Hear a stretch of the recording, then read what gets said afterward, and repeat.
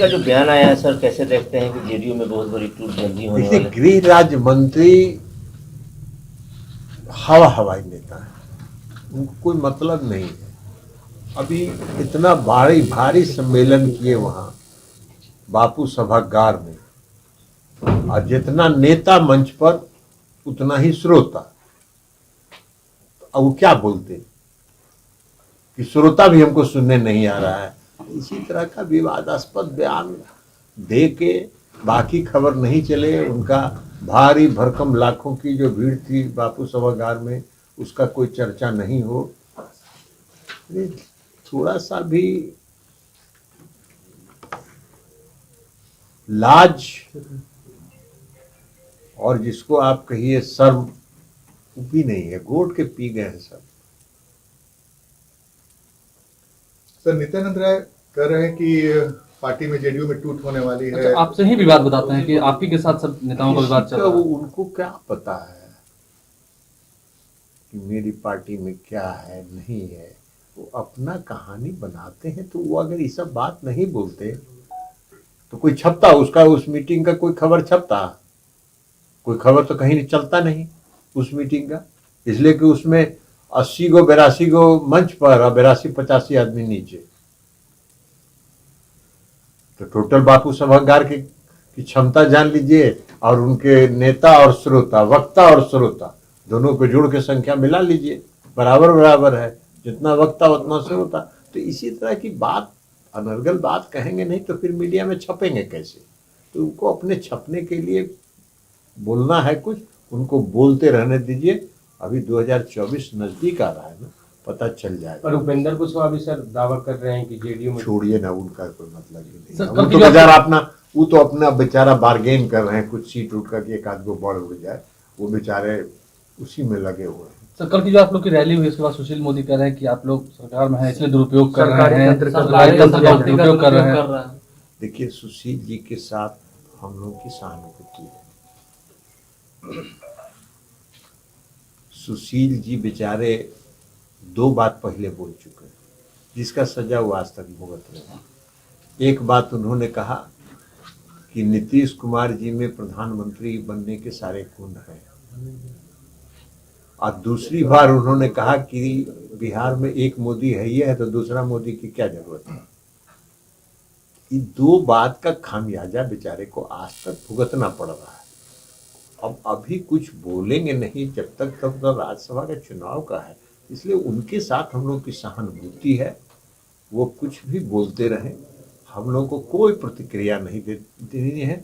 और सुशील जी को राज्यसभा मिल जाए फिर से, इसकी शुभकामना हम लोग उनको देते हैं, उनसे सहानुभूति रखते हैं। सर, आरक्षण का दायरा जो आप लोगों ने बढ़ाया है सर, जाना हुआ चीज है ना। भारतीय जनता पार्टी आरक्षण विरोधी है, उसको आरक्षण पसंद नहीं है।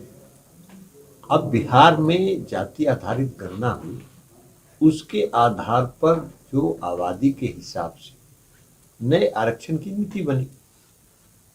अब 50% की रेखा सीमा तो पार कर गए आरक्षण में।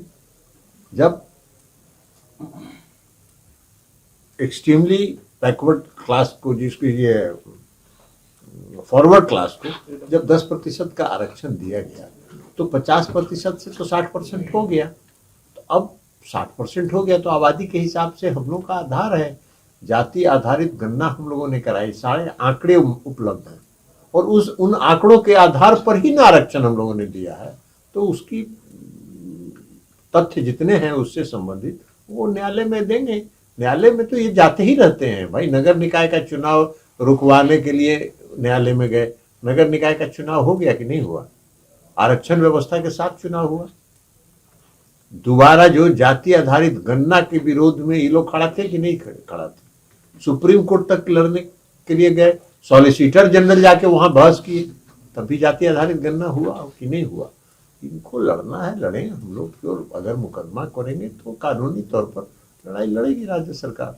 दरभंगा एम्स को लेकर लगभग फाइनल हो गया, केंद्र ने मंजूरी दे दी है कि वहीं पे बनाया गया जहां पर आप लोग मंजूरी दे रहे थे। वापस अब उनके पास उपाय क्या है?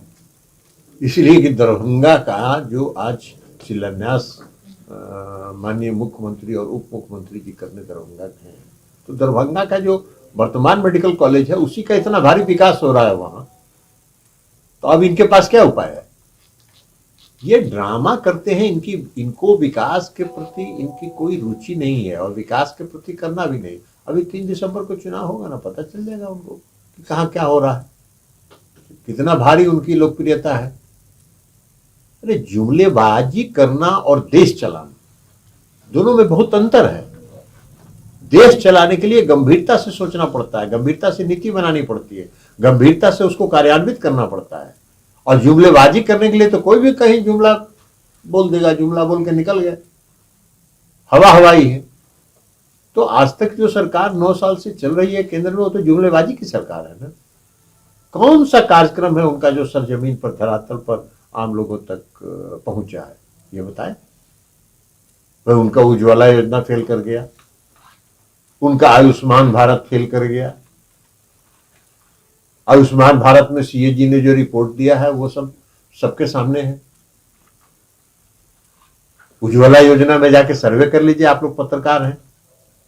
भाई छापेगा नहीं कोई दिल्ली में, लेकिन अपने ज्ञान के लिए भी तो सर्वे आप लोग कर सकते हैं ना। अभी जो नेशनल और स्टेट लेवल का चैनल है वो तो नहीं चलाएगा, इसलिए कि आप लोग भेजिएगा भी यहां से तो वो चलने नहीं देगा वहां से। वो चलाएगा, उसमें कोई जो नकारात्मक बात है वही करेगा। अब क्या हुआ भाई, जो गृह राज्य मंत्री नित्यानंद राय जी की जो बात कर रहे हैं, किसी चैनल ने चलाया क्या कि जितने वक्ता उतने श्रोता? एक भी चैनल ने नहीं चलाया कि जितने वक्ता थे उतने ही श्रोता थे। चैनल ने चलाया क्या कि नित्यानंद राय जी ने कहा कि जेडीयू में टूट हो जाएगी। अरे बिलाई के भाग से सिक्का टूटता है।